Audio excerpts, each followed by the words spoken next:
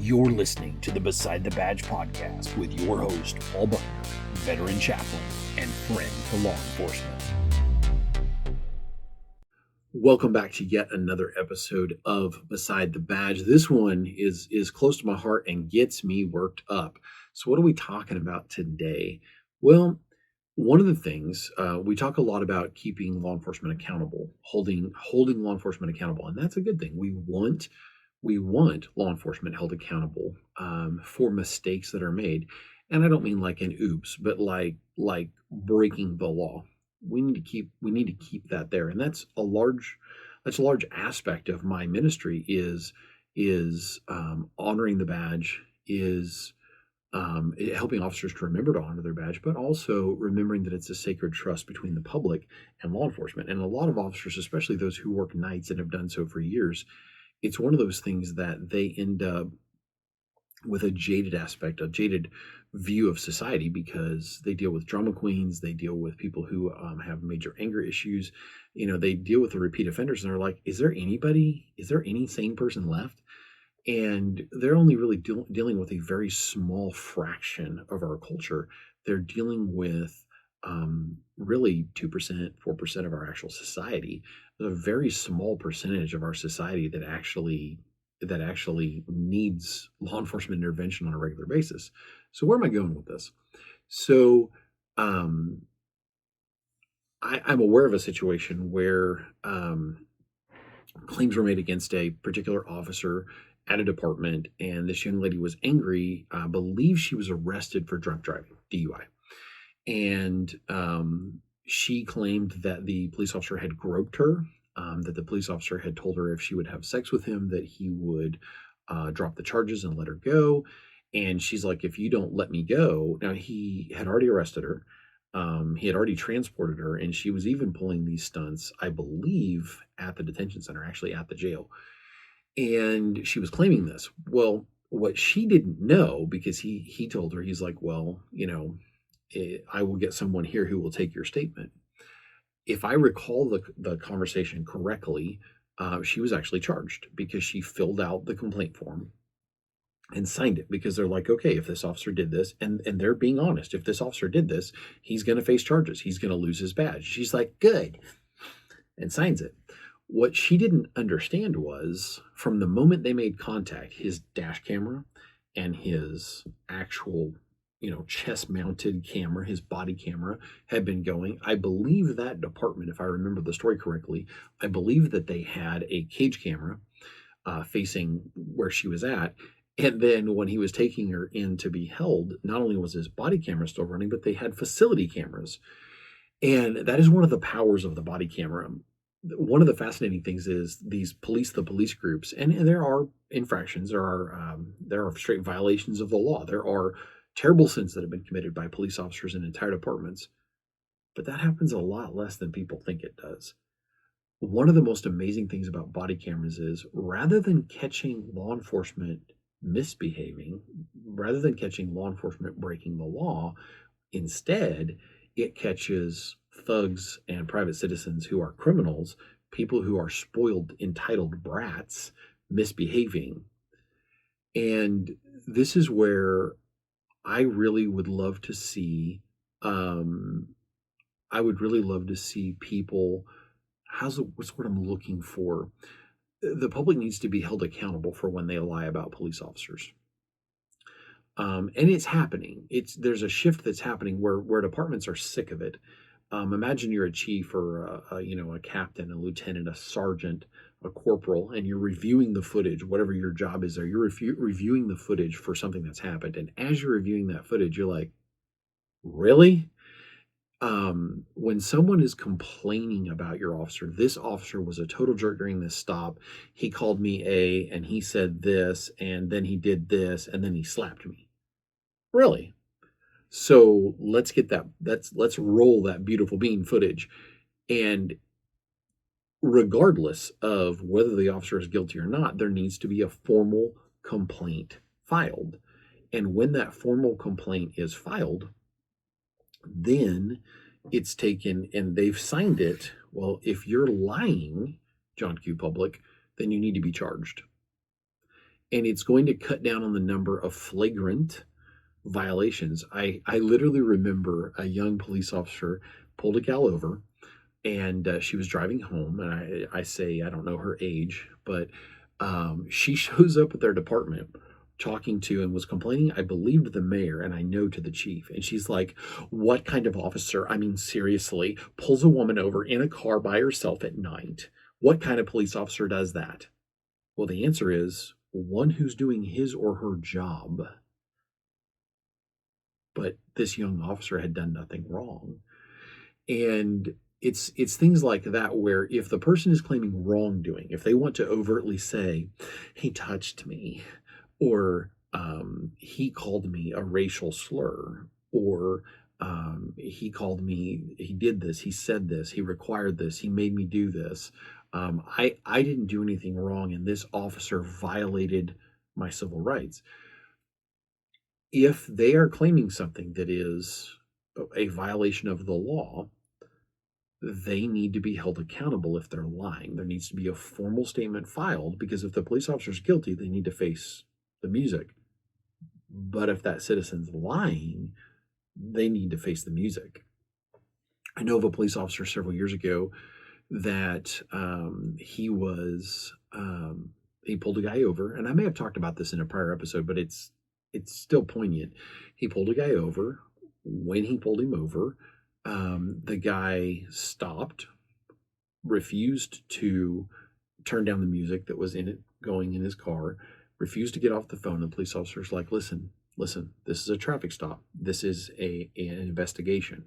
I literally need you to turn off your music and get off the phone so I can ask you these questions. And the guy's being a jerk, ignoring him, and is a young kid. I think he was late teens, early 20s.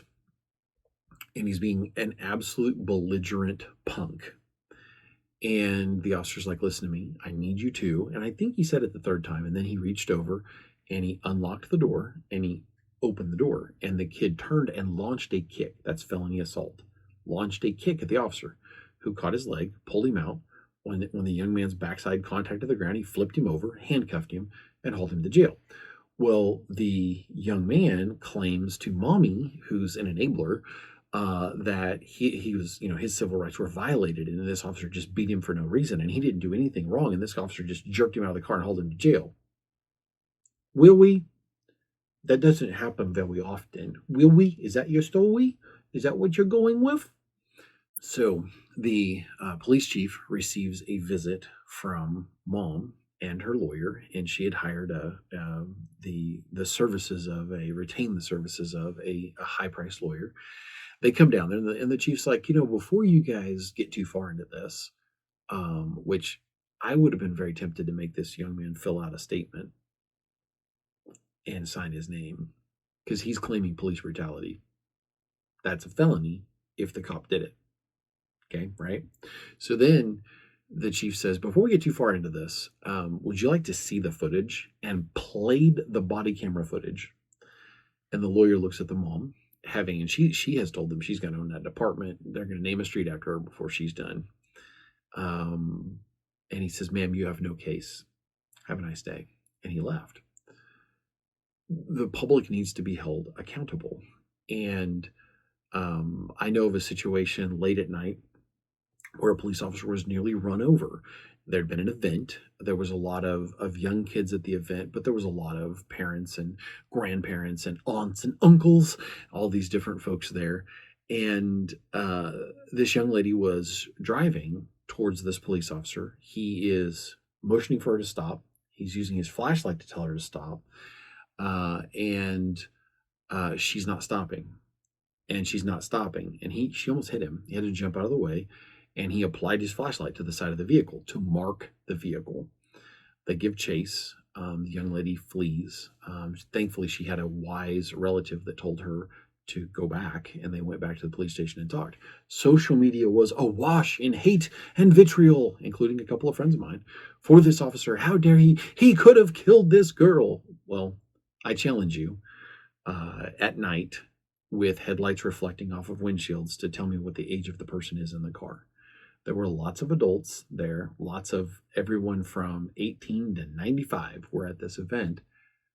And what really was fascinating was dad was really angry with the police officer right up until he found out that his daughter had been taking a selfie and was driving distracted, which is as bad as driving drunk. And with her distracted driving, she almost ran over and killed a human being. He happened to be a cop. It's amazing how the body camera has an enormous impact of truth telling. And to the point that, and I'll come back from my sponsor break and we'll talk more about it. I actually talked to cities and mayors about making sure they have spare body cameras. We'll come back and talk about that more. Very quickly, I am blessed to have 3 sponsors. I'm blessed to have Got Your Six Coffee. I'm blessed to have Gentle Response, and I am blessed to have Shield Force International. So quickly, de-escalation. If you're in law enforcement, you need de-escalation training. Look up John Lee O'Reilly with Gentle Response. Secondly, Got Your Six Coffee. I drink it. I love it. I change a life every time I drink it. And it just happens to taste good. Followed by Shield Force International, my good friend Matt Combs. Surviving the ambush training, mindset training, hand-to-hand training, how to make sure that you go home at the end of your shift and the bad guy goes to jail. Look up Matt Combs, Shield Force International. He have gun will travel, as he says. He definitely travels the country and trains. So coming back from probably the quickest sponsor break in the history of my podcast, why I'm such a fan of body cameras. I have seen people claim a lot of ridiculous things against officers that the body camera proved otherwise about. And I talked to departments. I was talking to a mayor the other day who is a friend of mine, and I really love to see what he's doing for his town. We were talking, the chief himself, myself, we were talking about the fact that the officers need at least 1 spare body camera, and it's a small department, maybe 2 or 3. And the price of the body cameras is not that expensive, because I was riding with that department one night, and for the officer's safety, the officer is not allowed to download the footage off of the camera. They're not allowed to. And what I turned to the young officer, and I was looking at that, and unfortunately, that meant that his body camera was full, which meant that he couldn't, if something happened, he was not going to have a body camera. That's a scary situation, especially if you're involved in an OIS, an officer involved shooting. Somebody tries to run you over and kill you. You're at a stop and somebody tries to claim something. And these things happen. I know of a couple of young ladies that got mad at an individual, and they claimed that they both were going to testify that he had committed sexual assault, groping on the second young lady. And the thing that saved the individual they were going after, because no body camera was involved, was they were bragging on social media how they were going to ruin this guy's life. Think about that. That's terrible. That is absolutely terrible.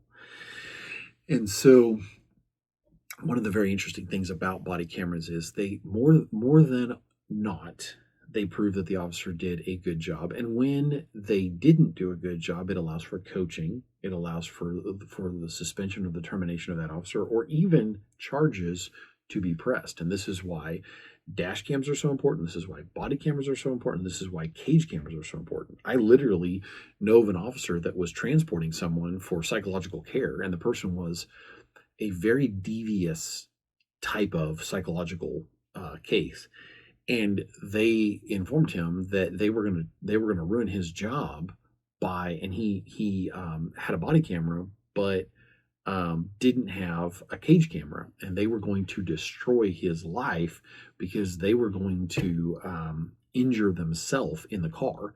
They were going to start slamming their head into the cage inside the car. He grabbed his body camera, which was on, turned it around and pointed it back and recorded the person repeatedly slamming their head against the side of the car.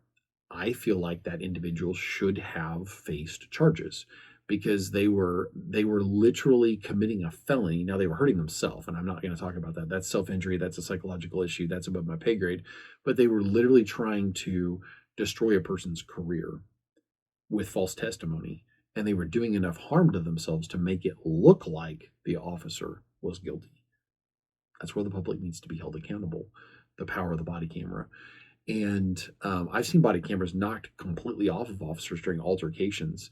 One young lady kicked a body camera completely off an officer's chest. Her foot came up, hit the body camera, and it flew over his shoulder. And body cameras get damaged. Having spares is a good idea. I got to recently help a department because as part of my chaplain services, a lot of times I do free IT work and these little small broke departments in the Midwest. And so I helped them. I got on the phone with their technical support and set up these docking stations in the patrol car. The officer has no control over what footage is saved on the camera. This is good for integrity purposes. Number two, they dock the camera, and as soon as they dock it, it begins to upload through, there's a wireless connection inside of the police car, and it begins to automatically upload the footage. So that means if something bad has happened, and this is good up to and including injured officers. So imagine, you're a police officer and your life is ebbing out, you're bleeding out, you know that you're not going to make it, and the bad guy has fled the scene. You take your body camera and you dock it, even if the bad guy comes back to try to finish the job, up to and including taking the body camera or burning the patrol car. There goes the footage, and it's in the cloud. At that point, it literally takes the footage off of the patrol car, or off of the body camera via the connection to the patrol car, and uploads it, and then it is reviewed by someone else at the agency. And there's definitely a place for that integrity. I remember years ago, a man had fought an officer friend of mine, and when he did, he hurt him, and he hurt him bad. And there were 3 officers involved. I had to get involved to protect the officers before it was over. And it took 4 grown men, and I'm okay in a fight, but they are good in a fight. It took 4 grown men, because this guy was high on meth and hard alcohol, and 2 tasers to get him in handcuffs. That was an eye-opener. I learned a lot that day. It's been over 3 years ago. But I realized in that moment, and I've talked about it before, I'm a very human person. I don't put on any airs. The young man he hurt is like my brother. He's like my little brother. And when he had been injured, I got very emotional. I was giving him medical care, and this guy's spitting blood and goes, "I'm glad I hurt that effing pig." And I didn't have a good moment. I turned around, and I wasn't thinking, and I took one step, and I stopped. I stopped because what I was going to do would have been felony assault. Now, thank God we cannot be tried for what we think, because what I was thinking about was first-degree felony assault. And but I stopped, and in that moment, I realized I only thought I knew what this would feel like. I only thought I understood until this moment. And I turned back and I continued to render medical care and aid to my friend. I have had officers tell me that they know that the presence of the body camera has helped them on several occasions to be more careful with what they say, to be more careful of what they do. It is a very hard thing to go to a situation where a girl has been raped and you have her rapist in custody. And whether you're a man or a woman, you want to beat this person. You go to a house and you know for a fact that this father, this stepfather, that this woman has molested this kid, and they look at you with pride and arrogance and go, "What?" It's very difficult, and I've been at the scene of some of these, when a man has beat the brakes off a woman, and she's laying there in a puddle of her own blood, urine, and tears. And you're standing there as a red-blooded person. And that person's like, "I didn't effing do nothing." There's a very human part of you that wants to use that person as a speed bag. And I have seen officers with and without body cameras exhibit unbelievable self-control. But body cameras are a good thing. Now, there's pluses and minuses. Something that the general public has to understand is, as more and more body cameras become routinely reviewed by police departments, and every bit of footage that comes off that camera is reviewed, what ends up happening is the officer discretion in many of these cases is probably going to go away.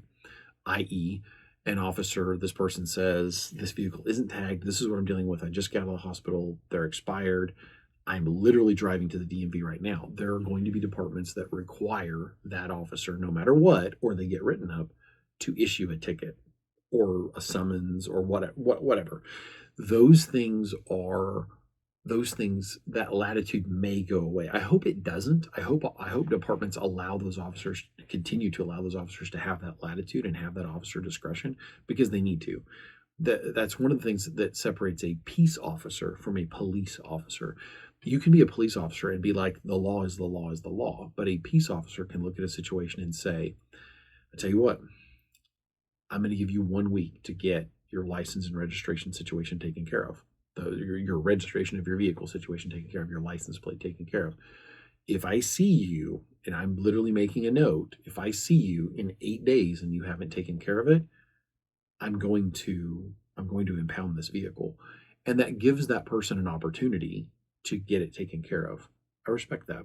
I do. There needs to be a place for that latitude.